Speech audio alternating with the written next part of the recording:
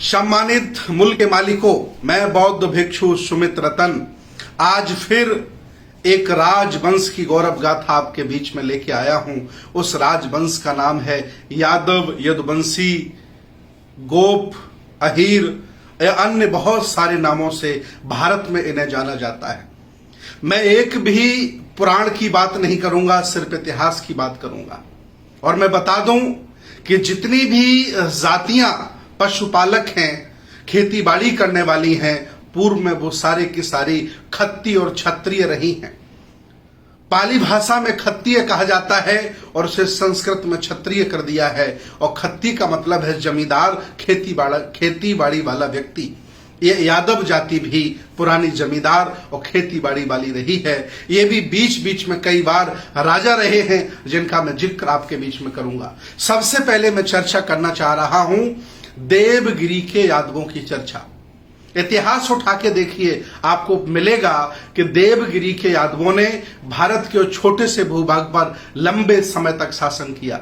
आगे चलकर के राजा गबली हुए, राजा सेवना हुए, राजा भिल्लम हुए, राजा जैत्रपाल हुए। लगभग इन्होंने 175 साल एज ए यादव वंश शासन किया। ये लोग जातिवादी नहीं थे, ये लोग छुआछूत नहीं मानते थे, ये लोग पशु बलि नहीं चढ़ाते थे, ये लोग श्रमण परंपरा के लोग हुआ करते थे। ये प्राचीन इतिहास की बात बता रहा हूं। इसके बाद छोटे छोटे रजवाड़े हो जाते हैं। छोटे छोटे रजवाड़ों में भी यादव वंश का, यदुवंश का बहुत बड़ा योगदान है। ये भी सम्राट रहे, राजा रहे, महाराजा रहे। जैसे महाराजा पूरनमल, ये मालवा मध्य प्रदेश में पड़ता है, वहां के शासक रहे हैं। राव तेज सिंह रेवाड़ी के राजा रहे हैं। रुद्र मूर्ति अहीर ये झांसी के राजा रहे हैं। बुद्धदेव ये बदायूं के राजा रहे हैं।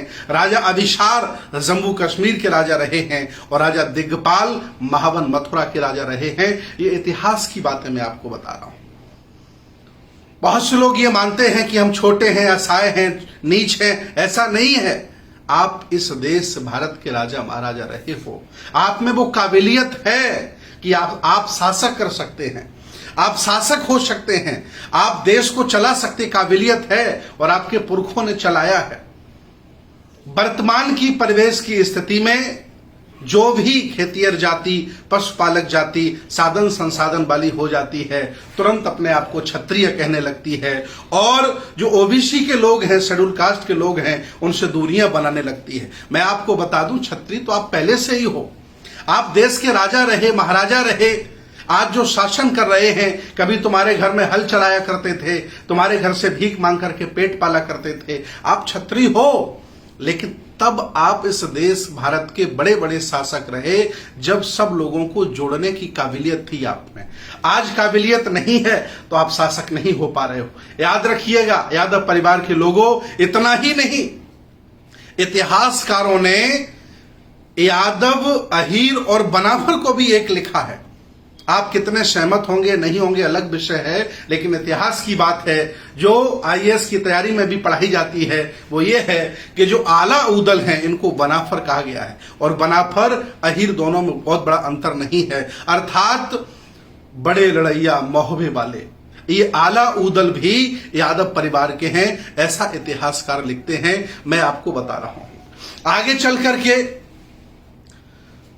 स्वतंत्रता संग्राम की लड़ाइयां लड़ी, अन्य बहुत सारे युद्ध हुए, उनमें भी बहुत सारे यादव जमींदार राजा, जैसे राजा मोहनलाल, बहुत बड़ा नाम है, बड़े लड़ाके थे। राजा राव गोपाल देव बड़े लड़ाका थे, ये प्लासी के युद्ध में रहे राजा मोहनलाल जी। इसके बाद राजा रंजीत सिंह यादव और राजा प्राण सुख यादव, ये जमींदार राजा थे। इन्होंने अंग्रेजों के खिलाफ, मुसलमानों के खिलाफ देश की रक्षा के लिए बहुत बड़े बड़े युद्ध लड़े, जैसा कि इतिहास कहता है। इतना ही नहीं, इस परिवार में पेरियार ललई सिंह यादव जैसे लोग पैदा हुए, जिन्होंने सच्ची रामायण की चाबी लिखकर पूरे देश को चौंका दिया और बताया कि जो इतिहास में लिखा है वो सब सत्य नहीं है, जो किताबों में लिखा वो सब सत्य नहीं है। सत्य वह भी है जो आपकी तर्क की कसौटी पर सत्य सिद्ध होता है। ललई सिंह यादव ने जीवन भर समाज सुधार के कार्य किए और लोगों को शिक्षा के लिए, अच्छे मकान के लिए, अच्छे कपड़े के लिए प्रेरित किया और आज वो यादव समाज के बहुत बड़े महापुरुष बन के उभरे। इतना ही नहीं, इसी परिवार में बिंदेश्वरी प्रसाद मंडल जी जो बिहार के मुख्यमंत्री भी रहे, मंडल वहां यादव लोग लिखते हैं, ये यादव हैं। इन्होंने मंडल कमीशन बनाया, पिछड़ा वर्ग आयोग गठन किया, कितनी बड़ी सिफारिशें आज भी इतिहास में उनका नाम दर्ज है। इसी के तर्ज पर श्रमण परंपरा के लोग मंडल के साथ खड़े थे और ब्राह्मण परंपरा के लोग कमंडल के साथ खड़े थे।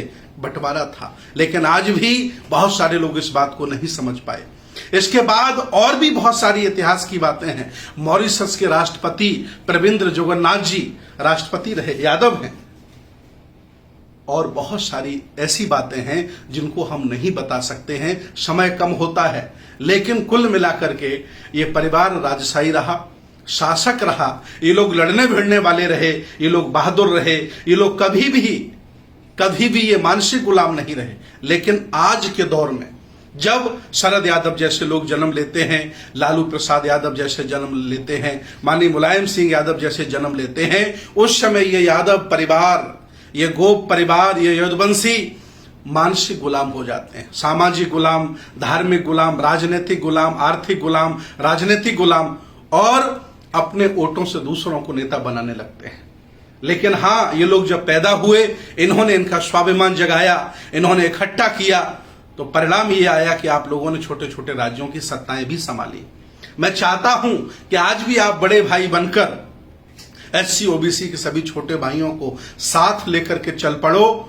मैं दावे के साथ कहता हूं 5 वर्ष नहीं लगेंगे, ये भारत आपके पास होगा, आप इसके शासक होंगे, और छोटे भाई भी छोटे छोटे स्थानों पर शासक होंगे, और आप फिर पुनः अपने पुरखों का गौरव स्थापित कर सकते हो। लेकिन जाति का भूत, जाति का गर्व, क्षत्रिय होने की कहानियां, अपने आप को स्थापित करने की कहानियां, व्यक्तिवादी हो जाना, विचारधारा को छोड़ देना, ये हमें पीछे धकेल देता है। मैं आज भी अपील करता हूं यादव परिवार के लोगों से, कोई आप लोग छोटे लोग नहीं हो, कमजोर लोग नहीं हो, इतिहास बताता है। मैं आपके सामने कह रहा हूं, इतिहास उठा के देखिए। ये जो मैं बता रहा हूं, इसके लिए मुझे कम से कम 10 किताबें का अध्ययन करना पड़ा, तब जाकर ये सारी बातें आपको मैं बता पा रहा हूं। आप शासक रहे हैं, राजा रहे हैं, और आज फिर पुनः आप राजा हो सकते हैं। सब लोगों को साथ जोड़ करके चलिए, और आप कभी भी मनुवादी नहीं रहे, कभी भी आपने बलि नहीं चढ़ाई, कभी भी आपने जातिवाद नहीं किया,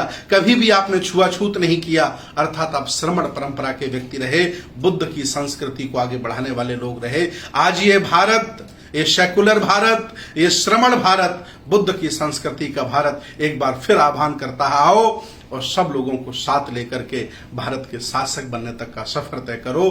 तभी भारत की संस्कृति सभ्यता बच सकती है, दूसरा कोई उपाय नहीं। बहुत बहुत धन्यवाद, बहुत बहुत साधुवाद, सबका मंगल हो।